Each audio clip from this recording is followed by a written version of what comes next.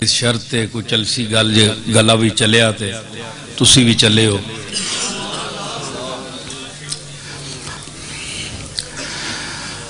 الحمدللہ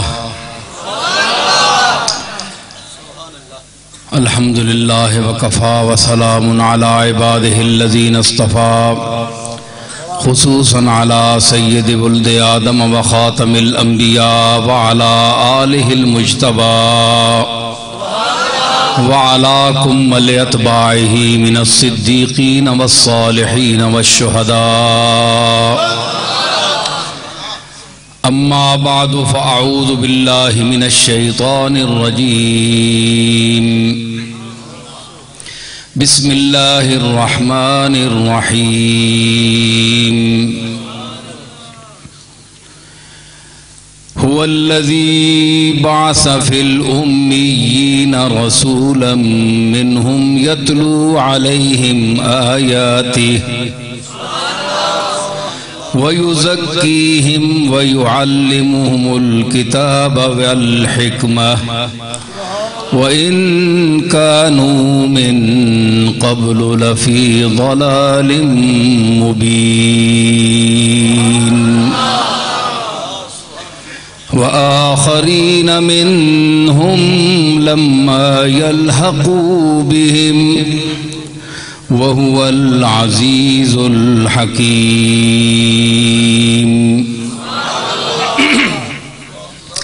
صدق الله مولانا العظيم.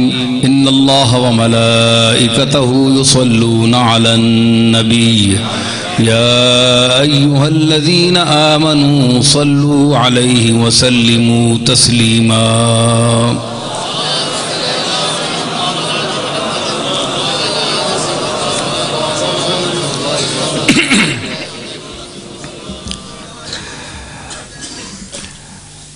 معزز سامعین، علماء گرامی قدر،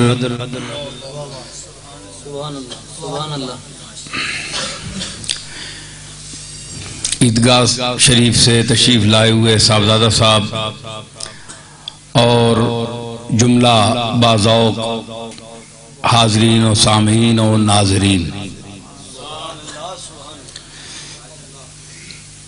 مختصر لفظوں میں ابتداً یہی گزارش کروں گا کہ قاضی مولانا سراج الدین صاحب سے میں نے یہ گزارش کی تھی کہ میں اس مرتبہ پنڈی کے علماء کو سنوں گا،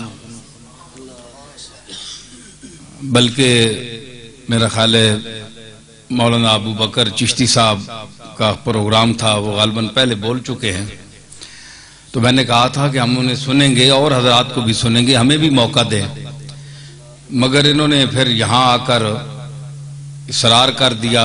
یہ آواز ذرا سیٹ کریں، یہ گونج کیوں ہو رہی ہے. تو بہرحال جو کچھ میرے پاس ہے، جس قدر بھی ہے، میں اپنا ذوق اور اپنی معلومات پیش کروں گا.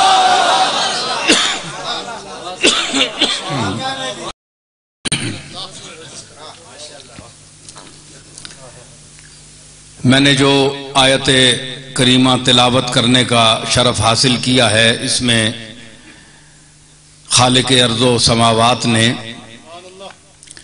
ارشاد فرمایا هو الذی بعث فی الامیین رسولا، وہ ذات کہ جس نے ناخواندہ لوگوں میں، ان پڑھ لوگوں میں ایک رسول بھیجا. ان پڑھ ناخواندہ لوگوں میں رسول بھیجا، رسولا منہم،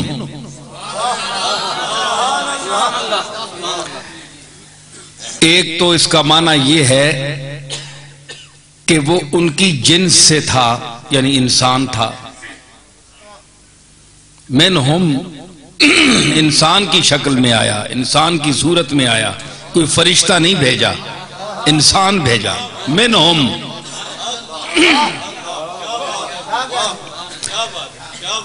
اگر فرشتہ بھیجتے تو کہتے کہ سیکھنے والے انسان ہیں، پڑھانے والا فرشتہ ہے، ان کا آپس میں کیا رشتہ ہے؟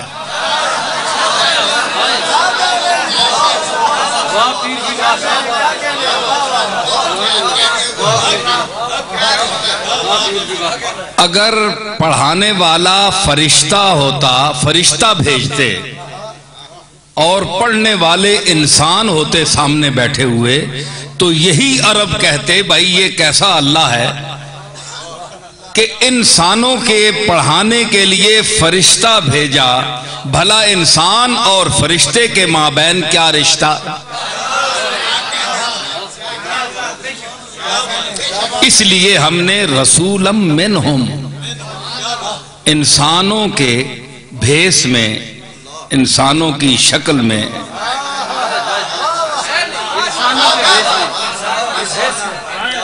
دیکھیں نا وہ فرشتہ بھی آیا فتمثل لہا بشرا سویا۔ میں یہاں ایک بات عرض کروں، ماشاءاللہ بڑا بیدار مغز قسم کا مجمع ہے میرے سامنے، محسوس تو یہ ہو رہا ہے کہ اچھے چیدہ علم والے لوگ بیٹھے۔ یہ بند کر دیں تھوڑی دیر کے، کوئی ایسا کوئی ایمرجنسی پیغام آپ کو نہیں آنا، کوئی بات نہیں۔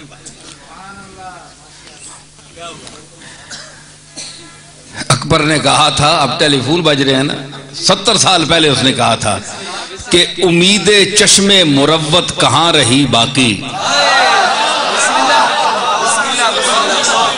امید چشم مروت، بھائی آنکھ پہلے کسی سے ملتی تھی تو لوگ شرم کرتے تھے نا، امید چشم مروت کہاں رہی باقی، ذریعہ باتوں کا جب صرف ٹیلی فون ہوا۔ اب ٹیلی فون کان سے لگا ہوتا ہے، آنکھ تو ملتی نہیں ہے، شرم کہاں پیدا ہو؟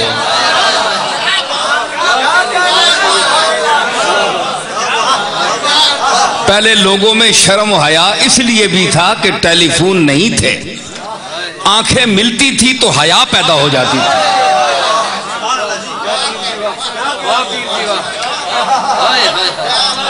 بڑی کمال بات، سبحان اللہ۔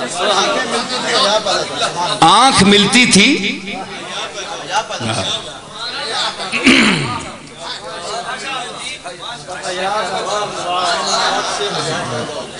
آنکھ سے حیا پیدا ہوتی ہے۔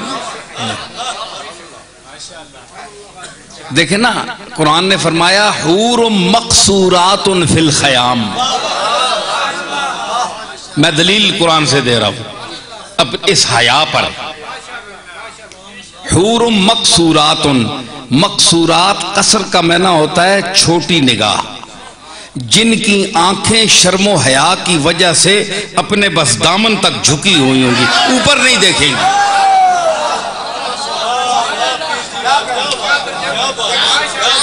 حور مقصورات، حور کی جمع حورا ہے، حور جمع ہے، حورا اس کا واحد ہے، یہ کم لوگوں کو پتا ہے۔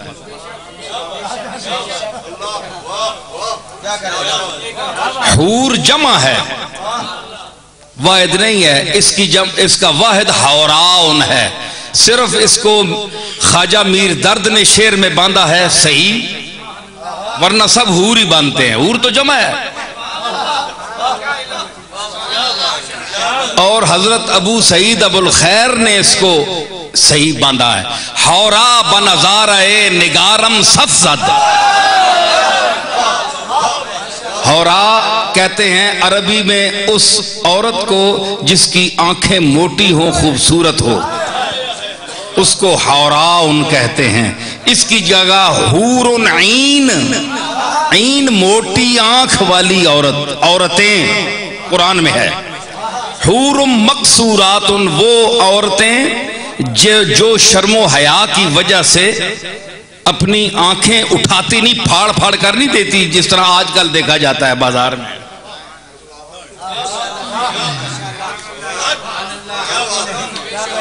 ناواقفوں کے سامنے پردہ کشائی ہوتی ہے، اور جب واقف آ جائے تو نقاب کو چہرے پر ڈال لیا جاتا ہے، یہ بات نہیں ہے۔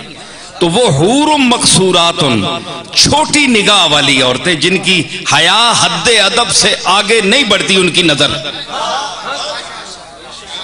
تو ثابت یہ ہوا کہ آنکھوں سے حیا کا تعلق ہے، میں نے یہ ثابت کیا۔ تو اب فون پر صرف بات ہوتی ہے اور کان میں بات پڑتی ہے، لیکن پھر بھی غنیمت ہے کہ جو کان میں بات پڑ جائے۔ یہاں تو میری آپ سے نظریں بھی